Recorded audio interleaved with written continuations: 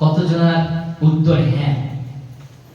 আপনি কি জীবনে শেষ পর্যায়ে দাঁড়িয়ে আছেন? হতে পারে আপনি অর্থনৈতিক দিক থেকে খুব ভেঙে পড়েছেন, আপনি একটা লাস্ট স্টেজে রয়েছেন। হতে পারে আপনি দীর্ঘদিন রোগের সাথে লড়াই করছেন, অসুস্থতার মধ্যে পড়ে রয়েছেন, আপনি একদম জীবনের শেষ পর্যায়ে দাঁড়িয়ে আছেন। হতে পারে আপনি আপনার চাকরিকে হারিয়ে, আপনার ব্যবসাকে হারিয়ে আপনি যেন একটা অর্থ শূন্য জীবন কাটাচ্ছেন। হতে পারে আপনি পারিবারিক অশান্তির জেরে আপনি হয়তো মানসিক কষ্টের মধ্যে পড়ে আছেন। আপনি কি জীবনের শেষ পর্যায়ে দাঁড়িয়ে আছেন? আজকে ঈশ্বরের বাক্য আপনার জন্য। ঈশ্বরের বাক্য সর্বদাই আমাদেরকে শক্তিযুক্ত করে। আমেন। ঈশ্বরের বাক্যকে কিসের সাথে তুলনা করা হয়েছে? ঈশ্বরের বাক্য হলো হাতুড়ির তুল্য।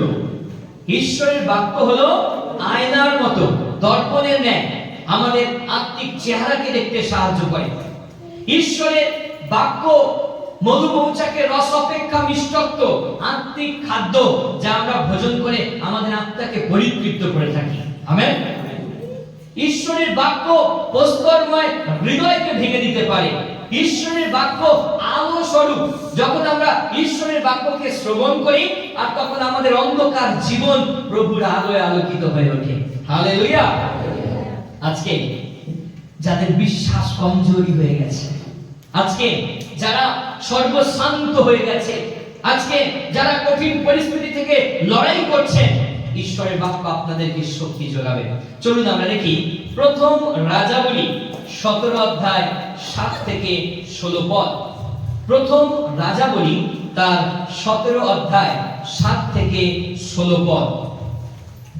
কেউ একজন জোরে পাঠ করবেন। কিছুকাল পরে দেশে বৃষ্টি না হওয়াতে ওই স্রোত সুস্থ হইয়া গেল।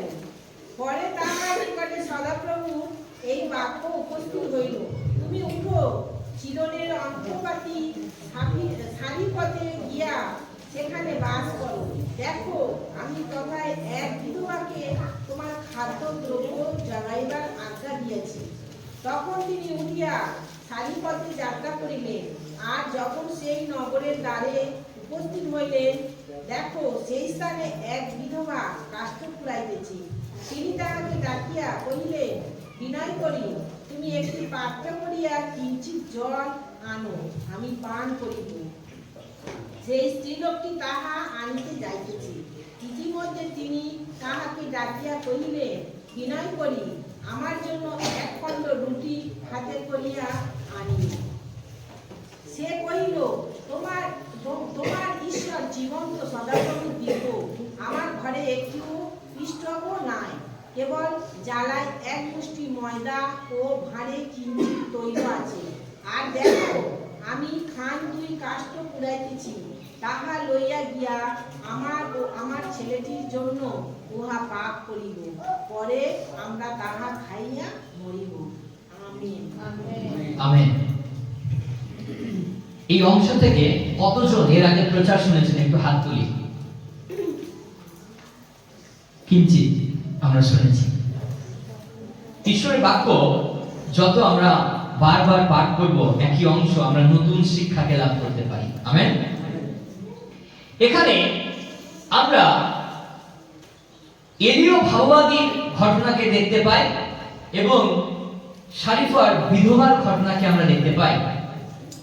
আর সেই সারিফাতে যে বিধবা ছিলেন, সেই বিধবার কাছে একটুখানি তেল ছিল আর ময়দার কাটুয়াতে অল্প একটুখানি ময়দা ছিল, যেটার দ্বারা তিনি এবং তার সন্তান একবার মাত্র খাদ্য গ্রহণ করতে পারবে।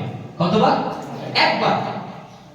এবং এই 3.5 বছর যে দুর্ভিক্ষ, আর সেই দুর্ভিক্ষের মধ্যে তাদের বাঁচতে গেলে যে দৈনন্দিন খাদ্যের প্রয়োজন, সেই দৈনন্দিন খাদ্য তাদের কাছে ছিল না।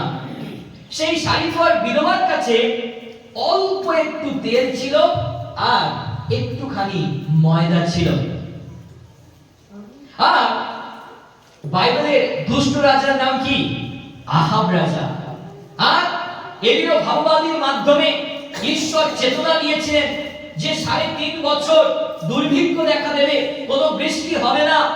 আর সেই সময় ঈশ্বর তিনি এলিওকে, ঈশ্বরের দাসকে তিনি রক্ষা করবেন।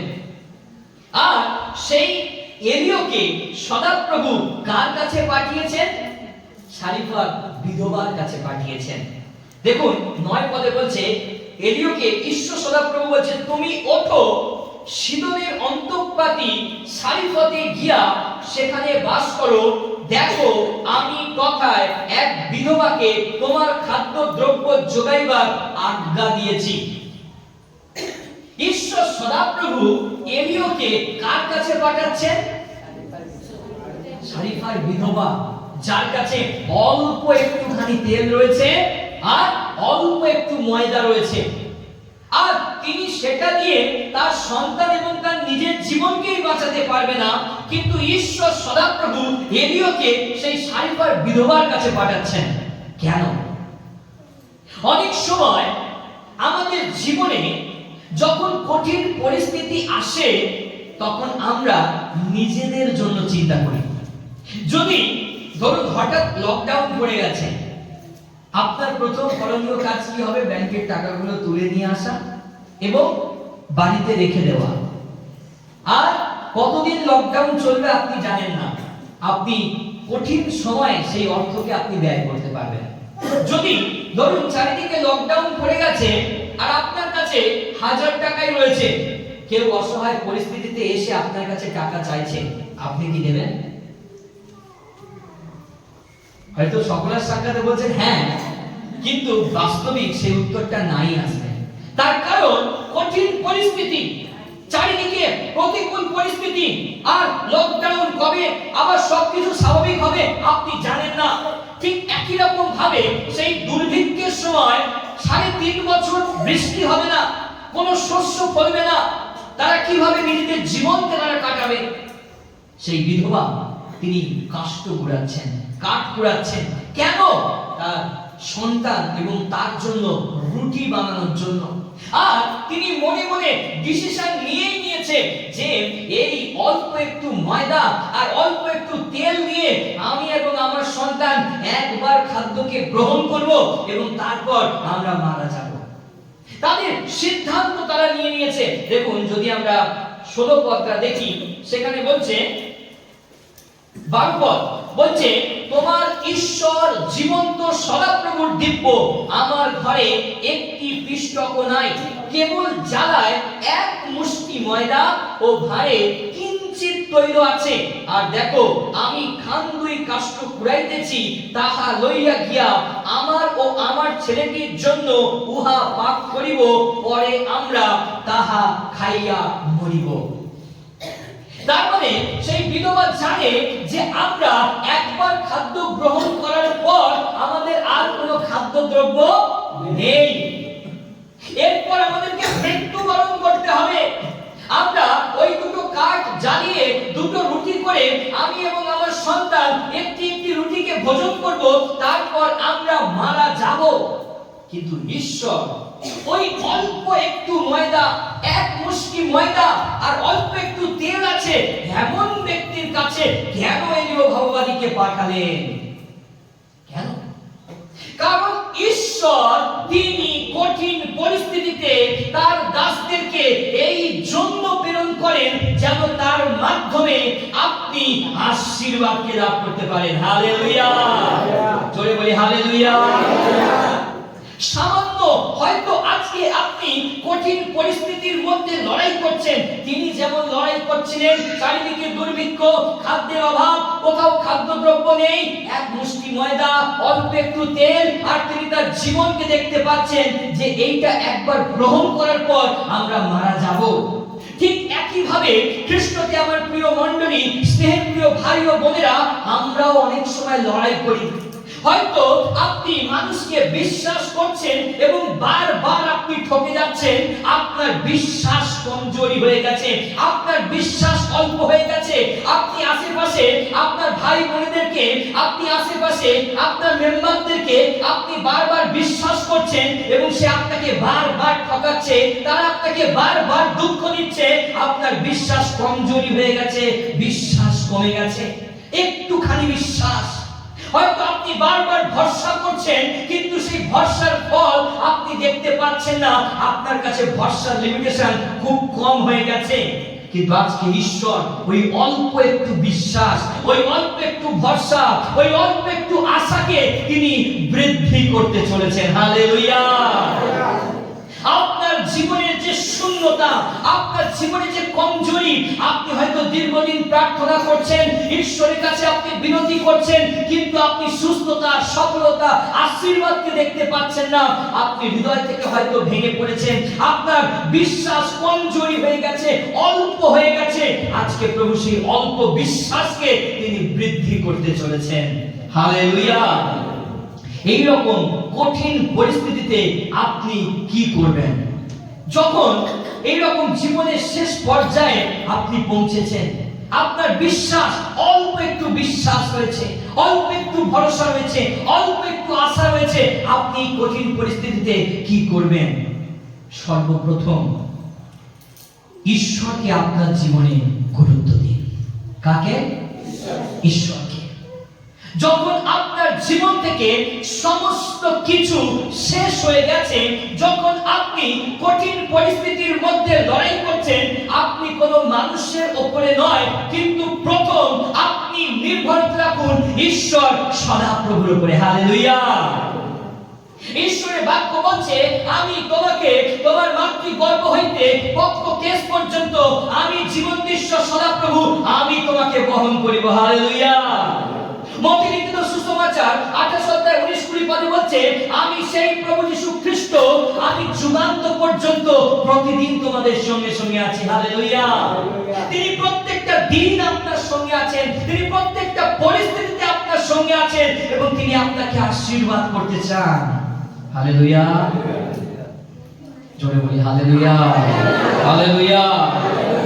যখন আপনি শেষ পর্যায়ে পৌঁছেছেন, তখন ঈশ্বরের কথাকে প্রথম গুরুত্ব দিন।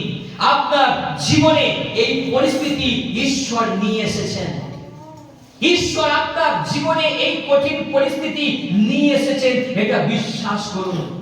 কেন তিনি আপনার জীবনে এই রকম কঠিন পরিস্থিতিকে এনেছেন? তিনি দেখতে চান আপনি কঠিন পরিস্থিতিতে কতটা ঈশ্বরের উপরে আপনি নির্ভরতাকে রাখতে পারেন। এই কঠিন পরিস্থিতিতে, এই কঠিন রোগেতে পড়ে আপনি কতটা ঈশ্বরকে ভরসা করতে পারেন। হতে পারে আপনি দীর্ঘদিন ধরে প্রার্থনা করছেন কিন্তু উত্তর পাচ্ছেন না, আপনার বিশ্বাস কমে গেছে। আজকে প্রভু আপনাকে জানাতে চাইছেন, তিনি দেখতে চান আপনি কতক্ষণ প্রভুর অপেক্ষায় থাকেন, আপনি কতদিন প্রভুর কাছে চোখের জল ফেলেন, আপনি জীবনের কঠিন পরিস্থিতিতে কিভাবে ঈশ্বরের জন্য অপেক্ষা করবেন। হালেলুয়া। আমরা 11 পদটা যদি দেখি, দেখুন সেখানে বলছে, সেই স্ত্রীলোকটি তাহা আনিতে যাইতেছে, ইতিমধ্যে তিনি তাহাকে ডাকিয়া কহিলেন, বিনয় করি আমার জন্য এক খণ্ড রুটি হাতে করিয়া আনিও। কি সঙ্গে করে আনতে বলছে? আর প্রথমে কি চেয়েছিল? জল। কি খাচ্ছেন? জল। প্রথমে কি চেয়েছিল? জল। তিনি যখন কাষ্ঠ কুড়াচ্ছিলেন, যখন জল চেয়েছে, তখন সারিপার যে বিধবা, তিনি দৌড়ে যাচ্ছেন, জলটা দেওয়া যেতেই পারে। কিন্তু যখন রুটি সঙ্গে আনতে বলছে, তখনই সারিপার বিধবার মধ্যে প্রশ্ন জেগেছে। তখন বলছে, তুমি যে ঈশ্বরের সেবা করো, আমি সেই সদাপ্রভুর দিব্যি দিয়ে বলছি, আমার কাছে বেশি খাদ্য সামগ্রী নেই, আমার কাছে এক মুষ্টি ময়দা আর অল্প একটু তৈল আছে। কিন্তু তথাপি সেই বিধবা তিনি বিশ্বাস করেছিলেন ঈশ্বরের দাসকে, তথাপি সেই বিধবা তিনি নির্ভরতা রেখেছিলেন ঈশ্বরের দাসের উপরে। হালেলুয়া। যখন ঈশ্বরের লোক বলছে তখন নিশ্চয়ই তিনি কার্য করতে পারেন। হালেলুয়া।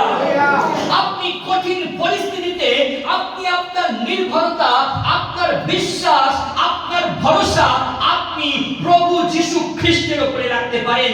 আপনি ঈশ্বর সদাপ্রভুর উপরে রাখতে পারেন।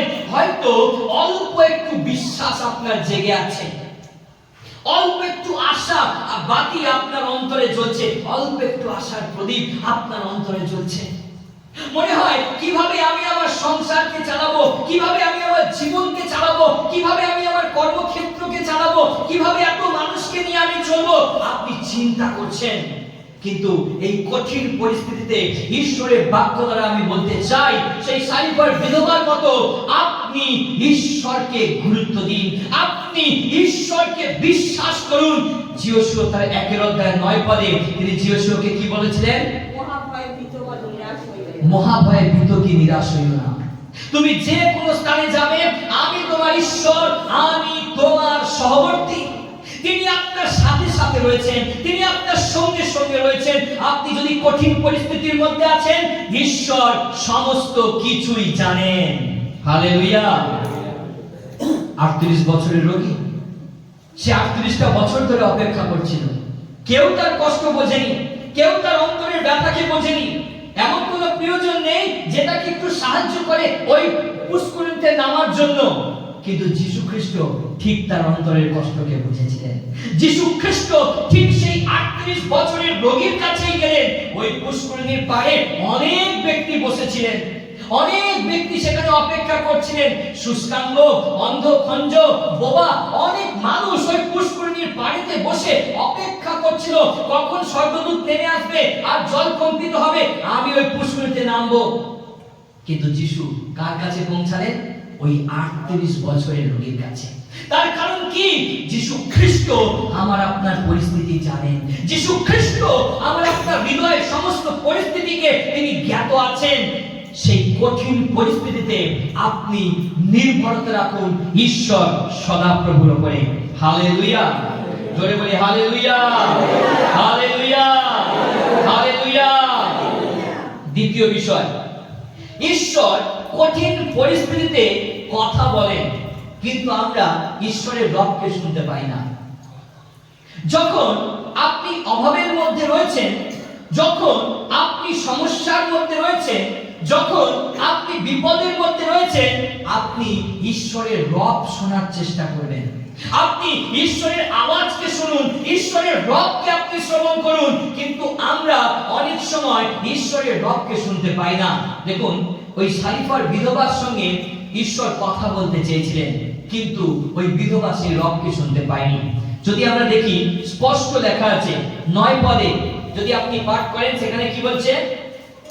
পরে তাহার নিকটে সদাপ্রভুর বাক্য উপস্থিত হইল।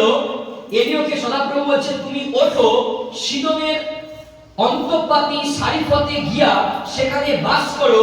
দেখো, আমি কথায় এক বিধবাকে তোমার খাদ্য যোগাইবার জন্য আজ্ঞা দিয়াছি। আমেন। বলছে, আমি বিধবাকে বলে রেখেছি তোমার জন্য খাদ্য যোগান দিতে। কিন্তু ঈশ্বর কি মিথ্যা কথা বলছেন? ঈশ্বর কি এলিয়কে মিথ্যা বলছেন যে আমি বিধবাকে বলে রেখেছি সে তোমাকে খাদ্য যোগাবে, সে তোমাকে খাদ্য দেবে? কিন্তু বিধবা কিছুই জানে না।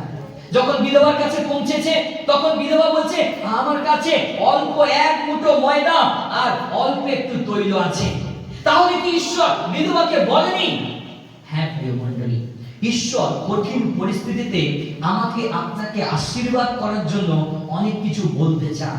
তিনি অনেক কিছু রব আমাকে আপনাকে দিতে চান, কিন্তু আমি আপনি সেই রবকে শুনতে পাই না। ঈশ্বরের সেই আওয়াজকে আমরা শুনতে পাই না। তার কারণ ওই বিধবা তিনি ব্যস্ত ছিলেন কাষ্ঠ কুড়াতে, তিনি কাঠ পোড়ানোর জন্য ব্যস্ত। তিনি ওই ময়দা এবং তৈল দিয়ে নিজের সন্তান আর নিজেকে বাঁচাতে ব্যস্ত। তাই তিনি ঈশ্বরের অপেক্ষা করেনি, ঈশ্বরের রব তিনি শুনতে চাননি। আমেন। আজকে একই ভাবে অনেক জাগতিক বিষয়ে আমরা লিপ্ত থাকি এবং আমরা ঈশ্বরের রবকে শুনতে পাই না। আমরা যখন কঠিন পরিস্থিতির সাথে লড়াই তখন আমরা আমাদের বুদ্ধি দিয়ে, জ্ঞান দিয়ে, শক্তি দিয়ে, অর্থ দিয়ে সমস্যাকে সমাধান করতে চাই, কিন্তু ঈশ্বরের রব আমরা শুনতে চাই না। বুঝতে পারছি? Amen, amen. আমরা ঈশ্বরের রবকে আমরা শুনতে চাই না। প্রভু আমার আপনার সঙ্গে কথা বলতে চান। ঈশ্বর সদাপ্রভু তিনি বিধবার সঙ্গে কথা বলতে চেয়েছেন যে আমি এলিও ভগবাদীকে তোমার নিকটে প্রেরণ করছি, সে গিয়ে তোমাকে আশীর্বাদ করবে। ওই এলিও ভগবাদীর মধ্য থেকে আমি তোমার ময়দার কাঠুয়াকে আশীর্বাদ করতে চলেছি, আমি তোমার তৈলের ভান্ডারকে আশীর্বাদ করতে চলেছি। কিন্তু বিধবা সেই রবকে শুনতে পায়নি। প্রিয় মণ্ডলী, আজ বহু বিশ্বাসী তারা ব্যস্ত থাকে জাগতিক বিষয় নিয়ে। তারা কঠিন পরিস্থিতিতে পড়লে তারা ঈশ্বরকে ছেড়ে, ঈশ্বরের উপরে নির্ভরতা না রেখে তারা ব্যস্ত হয়ে যায় নিজেদের বুদ্ধি দিয়ে, ক্ষমতা দিয়ে, অর্থ দিয়ে, শক্তি দিয়ে সেই সমস্যার সমাধান তারা করতে চায়। এই জন্য ঈশ্বরের রব আমরা শুনতে পাই না। নোহের জলপ্লাবনের ঘটনা যদি আমরা দেখি, সেই সময় যখন গোটা পৃথিবী ঈশ্বর জল প্লাবনের মাধ্যমে ধ্বংস করবেন ঠিক করলেন, আর তখন কাকে রব দিলেন? নোহকে। নোহ, আমার জন্য তুমি একটি জাহাজকে নির্মাণ করবে এবং সেই জাহাজে তুমি এবং তোমার পরিবার এবং সমস্ত পশু পাখি প্রাণী জোড়ায় জোড়ায় প্রবেশ করাইবে। আমেন। যখনই আমার আপনার জীবনে কঠিন পরিস্থিতি আসে, আপনি ভুলে যাবেন না আপনার সাথে কেউ নেই। যখনই আপনি কঠিন পরিস্থিতিতে লড়াই করছেন, আপনার সাথে ঈশ্বর রয়েছে। হালেলুয়া। যারা ঘুমাচ্ছি জোরে বলি হালেলুয়া।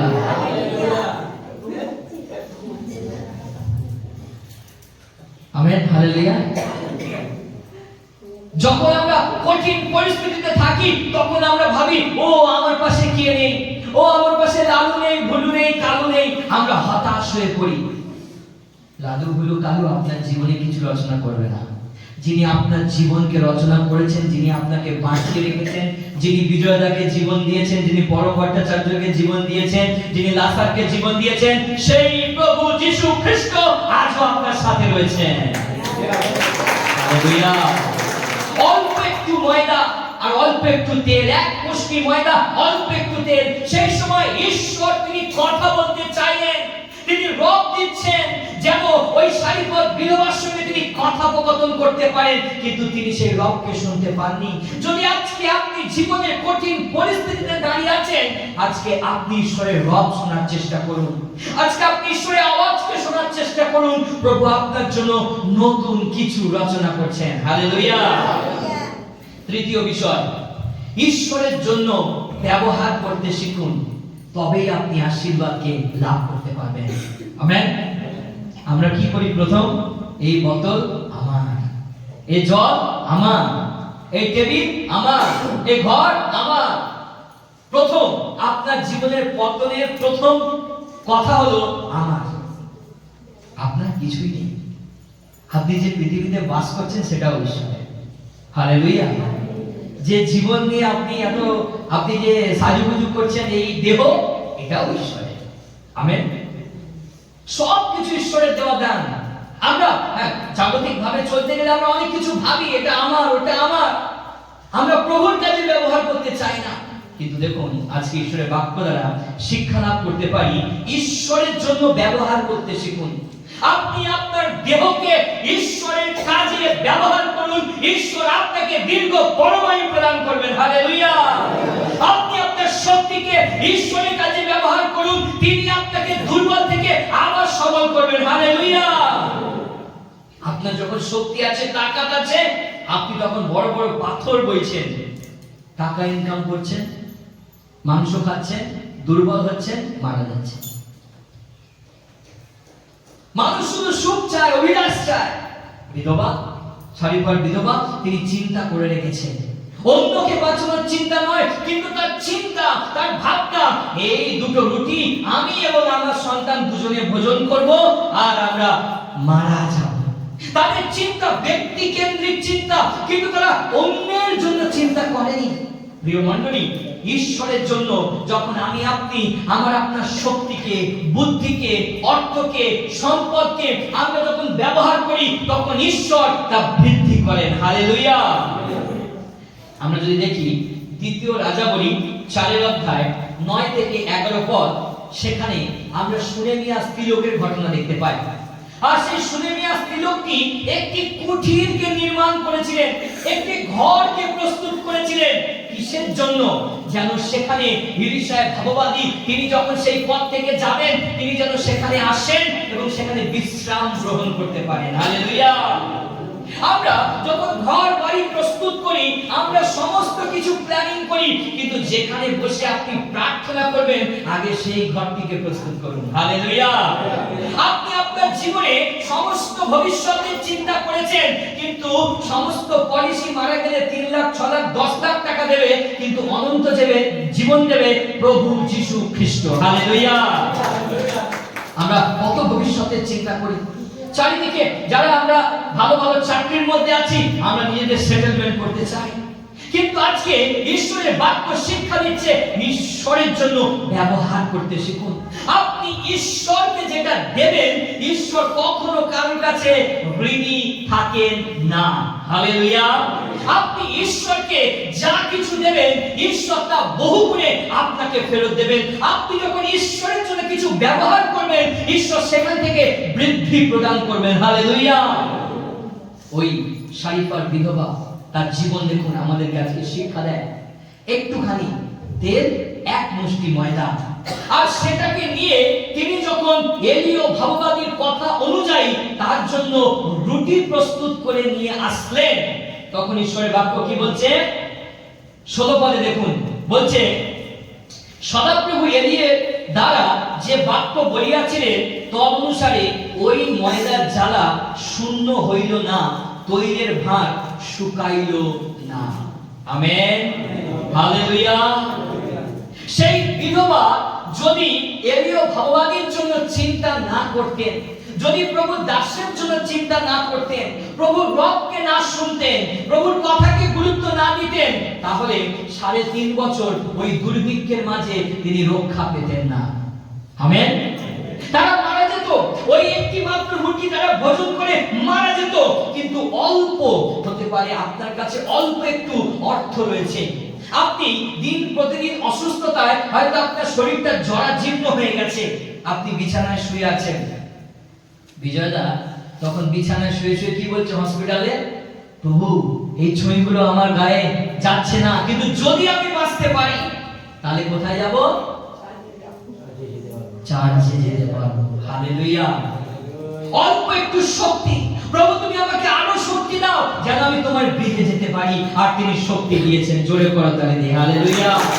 আপনি যখন দুর্বল হয়ে পড়েছেন, আপনি যখন ভেঙে পড়েছেন, আপনি যখন অর্থ শূন্য হয়ে গেছেন, ওই শেষ সময় হয়তো আপনার কাছে আর 10টি টাকা আছে, আপনি ওটা প্রভুকে দিয়ে বলুন, প্রভু এই শেষ আমার অর্থ আমি তোমার কাছে দিলাম, তুমি আমাকে বাঁচাও। তিনি আপনাকে বহু গুণে বৃদ্ধি করবেন। হালেলুয়া।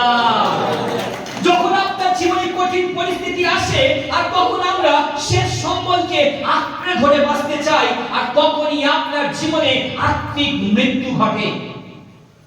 যখন আপনার বিশ্বাস ক্ষীণ হয়ে যায়, যখন আপনার আশা ভরসা নষ্ট হয়ে গেছে, যখন বারবার আপনি কষ্ট পাচ্ছেন, আর সেই সময় আমরা অনেক সময় প্রভুকেও ছেড়ে দেই, অনেক সময় চার্চে যাওয়া বন্ধ করে দেই, অনেক সময় ঈশ্বরের পথে থেকে আমরা দূরে যাই। আমরা চিন্তা করি চার্চে যদি যাই তাহলে আমার 200 টাকা খরচা আছে, চার্চে যদি যাই ঈশ্বরের কাছে যেতে গেলে আমার 100 টাকা খরচা আছে। মনে রাখবেন আপনার পকেটে যে টাকা আছে ওটা ঈশ্বরই আপনাকে দিয়েছে। হালেলুয়া।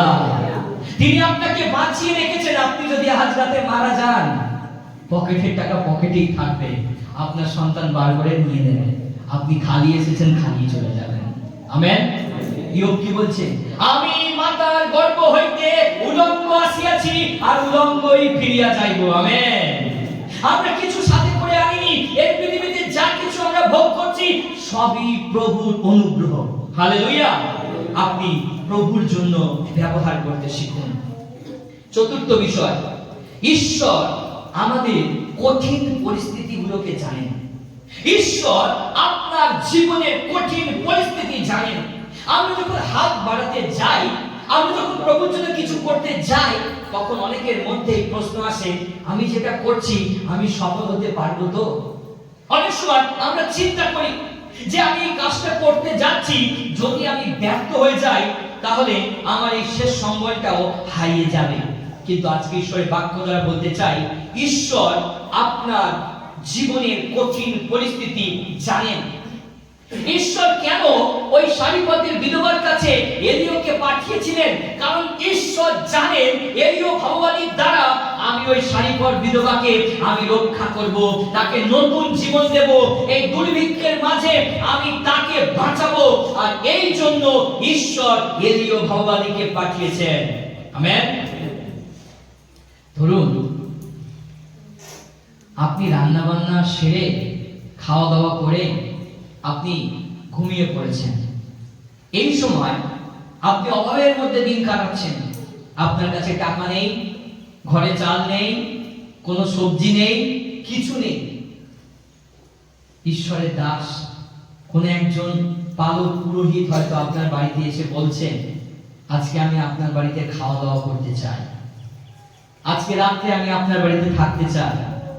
আপনার মনের অবস্থা কেমন হবে? কেউ আছি আমরা দুঃখ পাবো যে অসহায় পরিস্থিতির মধ্যে আছি, এই সময় প্রভুর দাস এসেছে, কেউ কষ্ট পাবো। কিন্তু অনেকে আছি আমরা রেগেও যাব। তার কারণ এই কঠিন পরিস্থিতির মধ্যে এসেছে ভালো, গল্প করেছে ভালো, কিন্তু আবার থাকবে এটা তো ভালো নয়। পাস্টর বাবু আপনি এসেছেন ভালো, প্রার্থনা করেছেন, চা খেয়েছেন, সব ঠিক আছে, কিন্তু রাতে থাকলে আবার রান্না করতে হবে, এটা ভালো নয়। যখন আমরা এরকম কঠিন পরিস্থিতির মধ্যে থাকি, আমাদের মানসিক চিন্তায়, জাগতিক চিন্তায় অনেক কিছু ভালো লাগে না। কিন্তু মনে রাখবেন ঈশ্বর তিনি মঙ্গলময়। হালেলুয়া। তিনি আপনার জীবনে প্রত্যেকটা দিন রচনা করেন মঙ্গলের জন্য। হালেলুয়া। আপনার জীবনে যা কিছু ঘটছে তাহাই মঙ্গলের জন্য। যখন ইয়োবের জীবন থেকে সবকিছু হারিয়ে গেছে, ইয়োবের স্ত্রী ইয়োবের পাশে এসে বলছে, এখনো কি তুমি ঈশ্বরের সেবা করবে? যে ঈশ্বর তোমার সন্তানদেরকে কেড়ে নিয়েছে, যে ঈশ্বর তোমার ব্যবসা বাণিজ্য নিয়ে নিয়েছে, আর যদি সেই ঈশ্বর থাকতো তাহলে তোমার দেহটা এইভাবে পচে যেত না। কঠিন পরিস্থিতির মধ্যে রয়েছে, গোটা দেহটাই পচে গেছে। কিন্তু ইয়োব বললেন, আমি কি ঈশ্বরের থেকে সবসময় মঙ্গলটাই গ্রহণ করব, অমঙ্গল কি গ্রহণ করব না? জোরে করতালি দিই। হালেলুয়া। আপনাকে প্রস্তুত থাকতে হবে কষ্ট, দুঃখ, যন্ত্রণাকে ভোগ করার জন্য। আপনাকে প্রস্তুত থাকতে হবে অমঙ্গলটাকে দেখার জন্য। আপনাকে প্রস্তুত থাকতে হবে কঠিন পরিস্থিতিতে প্রভুর সাথে এনকাউন্টারের জন্য। আপনাকে প্রস্তুত থাকতে হবে কঠিন পরিস্থিতিতে প্রভুর আশীর্বাদ লাভ করার জন্য। হালেলুয়া। সারিপথ বিধবাকে দেখি, তিনি যখন কঠিন পরিস্থিতির মধ্যে, যখন অল্প একটু ময়দা এবং অল্প একটু তৈল নিয়ে তিনি যখন চিন্তা করছেন, তখন ঈশ্বর ওই এলিয় ভগবানের মাধ্যমে তার তৈলের ভান্ডারকে, ময়দার ভান্ডারকে তিনি আশীর্বাদ করলেন। তিনি যদি না দিতেন তাহলে এই আশীর্বাদকে তিনি লাভ করতে পারতেন না। বলুন, আমি দাতা হতে চাই, আমি দাতা হতে চাই। পঞ্চম বিষয়, ঈশ্বর হলেন উত্তম বৃদ্ধিদাতা। ঈশ্বরকে যারা ঘুমাচ্ছি জোরে বলি, ঈশ্বরকে উত্তম বৃদ্ধিদাতা। আমেন। ঈশ্বর হলেন উত্তম বৃদ্ধিদাতা। দেখুন প্রথম রাজাবলী 17 অধ্যায় যদি 14 থেকে আমরা 16 পদ দেখছি, সেখানে আমরা দেখতে পাই অল্প একটু ময়দাকে ঈশ্বর এমন বৃদ্ধি দিলেন যা 3.5 বছর তারা খেয়ে শেষ করতে পারেনি। কতদিন? 3.5 বছর। আমরা কতদিনের চিন্তা করি? বাজার করলে আমরা কতদিনের করি? 1 সপ্তাহ, নইলে সবজি পচে যাবে। আমরা 1 সপ্তাহ, 1 দিন, 10 দিনের চিন্তা করি, কিন্তু ঈশ্বর চিন্তা করেন অনন্ত কালের জন্য। আমি আপনি যদি আমার জীবনে চিন্তা করি, আপনি আপনাদের জীবন নিয়ে যদি চিন্তা করেন 1 মাস 1 বছর 20 বছর ভালো থাকার জন্য 80 বছরের জন্য, কিন্তু ঈশ্বর চিন্তা করেন অনন্ত জীবন দেওয়ার জন্য। আপনি যখন মারা যাবেন সেখানেও আপনি আনন্দের সহিত থাকবেন যদি আপনি যিশুর উপরে নির্ভর করেন। Hallelujah, hallelujah. ঈশ্বর হলেন উত্তম বৃদ্ধিদাতা। সেই বিধবা সে প্রথমে ভাবতে পারেনি যে তার ময়দার কাটুয়া এইভাবে আশীর্বাদ যুক্ত হবে, তার ময়দার ভান্ডার এইভাবে আশীর্বাদ যুক্ত হবে। হ্যাঁ প্রিয় মণ্ডলী, আমি আজ ঈশ্বরের বাক্য দ্বারা আপনাকে বলতে চাই, আপনি যদি প্রত্যেক দিন ঈশ্বরের জন্য আপনার চালের ভান্ডার থেকে আপনি চাল রাখছেন, ঈশ্বর সেই চালের ভান্ডারকে কখনো শেষ হতে দেবে না। হালেলুয়া।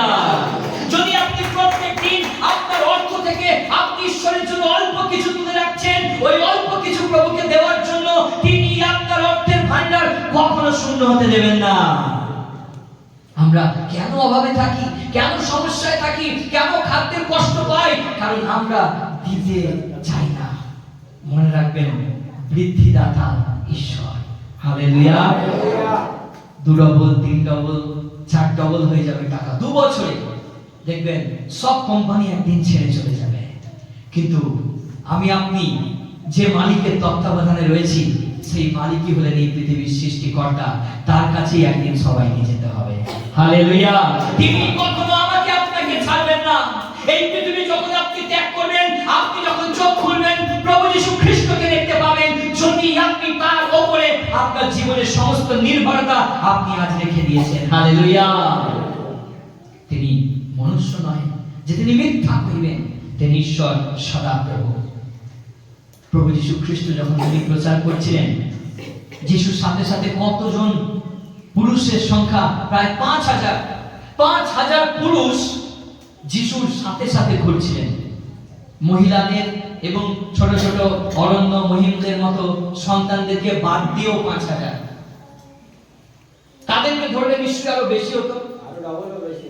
কিন্তু যিশুর শিষ্যরা কি চিন্তা করছে? প্রভু, তাড়াতাড়ি সূর্য ডোবার পূর্বে, বেলা যাওয়ার পূর্বে তাদেরকে নগরে পাঠিয়ে দিন, যেন তারা গিয়ে তাদের খাদ্যকে প্রস্তুত করতে পারে, তারা তাদের রাতের খাদ্যকে যেন জোগাড় করতে পারে।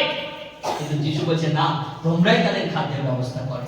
যখন আমি আপনি যিশুর কাছে আসি, যখন আমি আপনি ঈশ্বরের কাছে আসি, তিনি আমার আপনার জীবন শূন্য রাখেন না, আমাকে আপনাকে ক্ষুধার্ত রাখেন না, আমাকে আপনাকে অসহায় রাখেন না। তিনি তার আশীর্বাদে আমার আপনার জীবনকে পরিপূর্ণ করেন। হালেলুয়া। প্রিয় মণ্ডলী, আমরা যখন প্রভু যিশুর কাছে আসি, তখন আমাদের সমস্ত চিন্তার ভার তিনি গ্রহণ করেন এবং তিনি আমাদের জীবনকে পরিচালনা দেন। যিশু বলছে, তুমি তাদের খাদ্যের ব্যবস্থা করো। তখন তারা শিষ্যরা খুঁজে পেয়েছে কি? কয়টা রুটি আর মাছ? 5টা রুটি 2টো মাছ। ওই 5টা রুটি আর 2টো মাছ দিয়ে 5000 মানুষকে কি খাওয়ানো সম্ভব? সম্ভব না। আমার আপনার উত্তর না। জাগতিক দিক থেকে না। কিন্তু প্রভু যীশু খ্রিস্ট তিনি জানেন বৃদ্ধিদাতাকে স্বর্গের জীবন্ত ঈশ্বর। যদি আপনি দেখেন মথি লিখিত সুসমাচার 14 অধ্যায় 13 থেকে 21 পদ, সেখানে লেখা আছে তিনি স্বর্গের ঈশ্বরের দিকে, সেই পিতার কাছে তিনি সেই 5টা রুটি আর 2টো মাছকে তিনি তুলে ধরলেন, আর ঈশ্বর বহু গুণে তা বৃদ্ধি করলেন। ওই 5000 লোক ভালোভাবে পরিতৃপ্ত হয়ে ভোজন করার পরেও 12 ঝুড়ি বা 12 ডালা খাদ্য বেঁচে গিয়েছিল।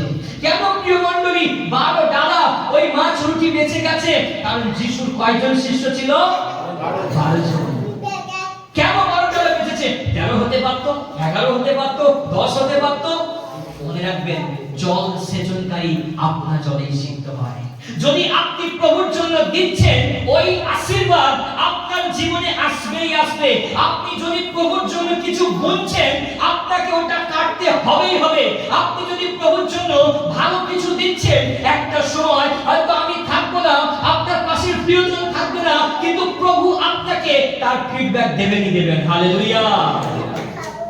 প্রিয় মণ্ডলী, ঈশ্বর কখনো ঋণী থাকেন না।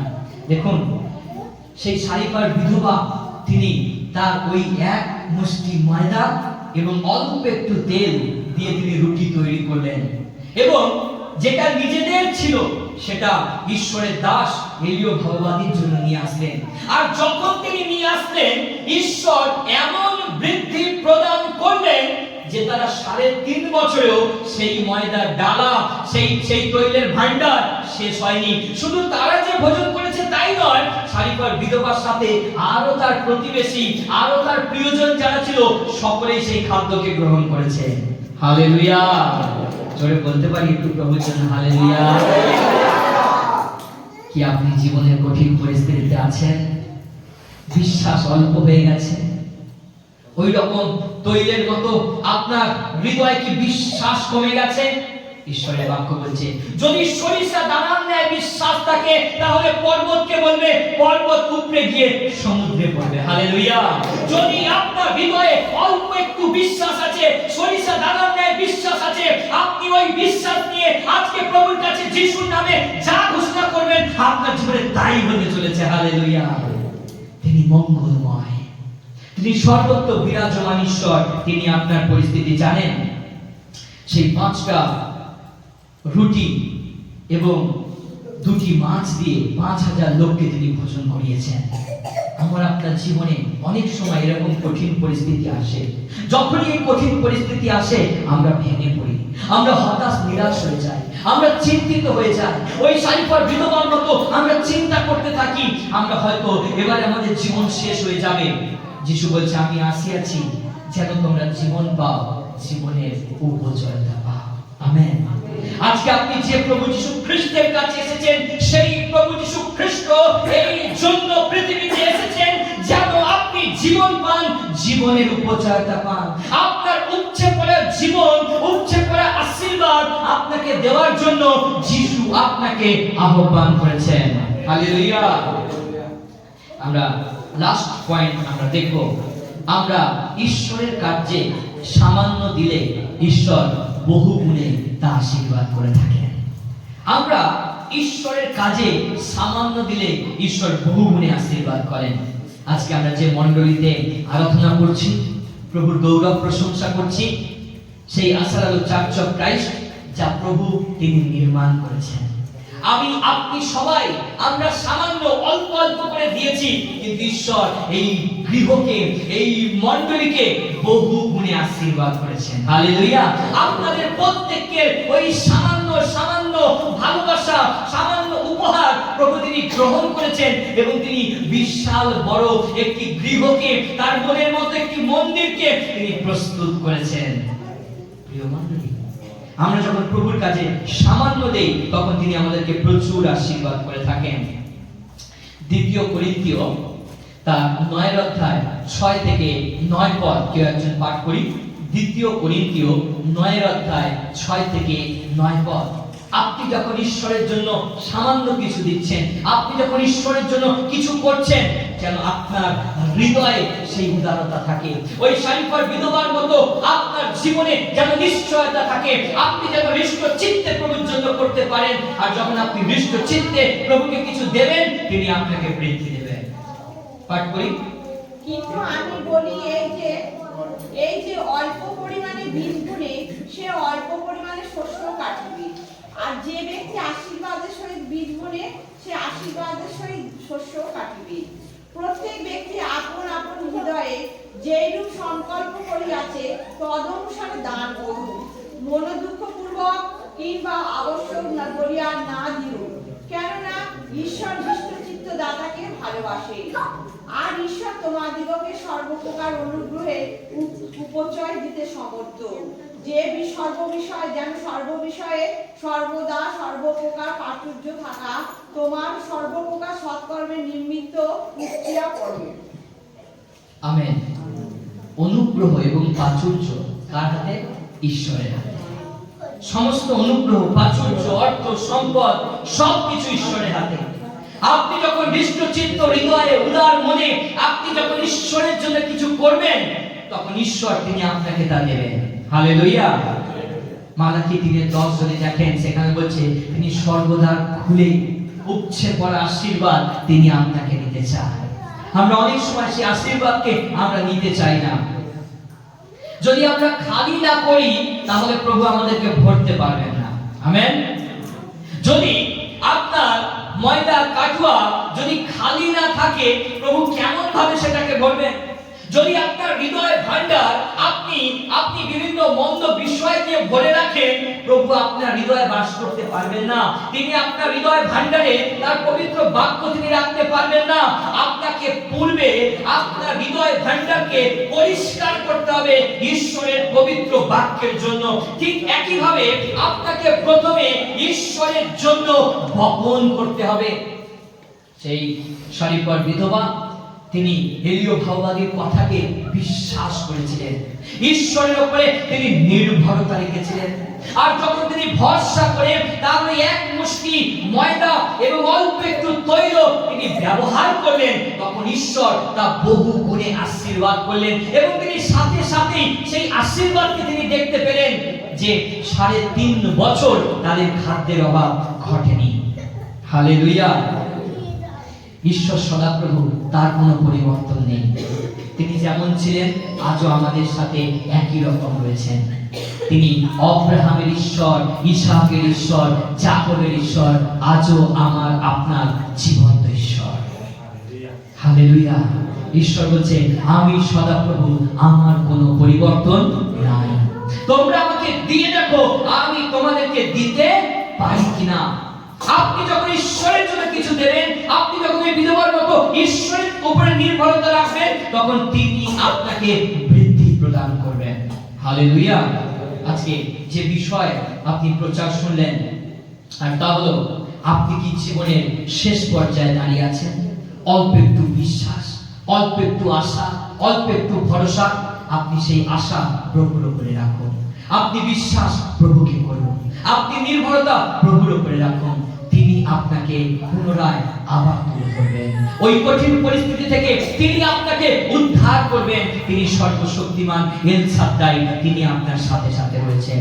তিনি যেমন ছিলেন মোশির সাথে, যেমন ছিলেন আব্রাহামের সাথে, তিনি আজও আছেন আপনার সাথে। হালেলুয়া।